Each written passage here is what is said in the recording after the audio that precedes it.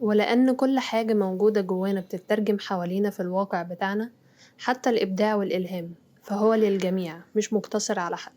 كل اللي محتاج تعمله إنك تنتبه ليه، وهو هيكشف لك مفاتيحه. الإبداع بيبدأ أول حاجة بسؤالي لنفسي: إزاي أعمل الحاجة دي بشكل مختلف؟ مختلف هنا معناها إني عايز أعملها بشكل جديد، أحلى، أبسط، أسهل.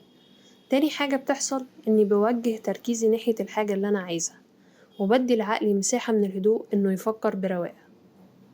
أما الإلهام هي الحلول اللي بتظهر لك على هيئة أفكار بتنكشك. عارف إحساس أيوة لقيتها؟ هو ده بالظبط. زي ما تكون في مشكلة وتقوم جايلك فكرة بنت لذينة تحلها لك في ثواني. ده ممكن جدا الإلهام يبقى في كلمة وسط قاعدة مع صحابك، أو موقف في الشارع. يعني مثلا الدكتور طلب من الجروب بتاعكو يعمل بريزنتيشن، لقيت كله عمله تقليدي جدا، وقفوا شرحوا كلمتين وخلاص على كده. فسألت نفسك سؤال: ازاي اعملها بشكل مختلف؟ تقوم تبدأ عملية الإلهام تشتغل، وتنور لك الدنيا أكتر عن طريق أفكار زي: يا واد فكر ايه الحاجات اللي عملوها زمايلك وزود عليها. تجيلك فكرة انك تستخدم فيديو ملخص للشرح بتاعك في النهاية، عشان لو حد من زمايلك سقط حاجة.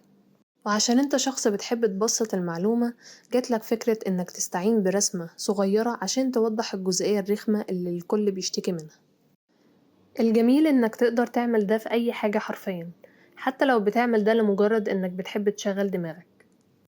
اللي بيقتل الابداع اني ابطل اسأل نفسي وافكر بسطحية في التفاصيل اللي بشوفها في كل حاجة حواليا، واستسلم للروتين وعدم التغيير.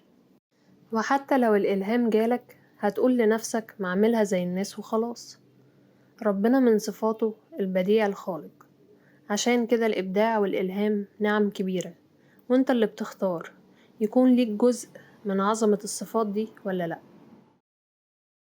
حابة تشاركوني حاجة عملتوها أو شفتوها بمنظور مختلف في الفترة الأخيرة؟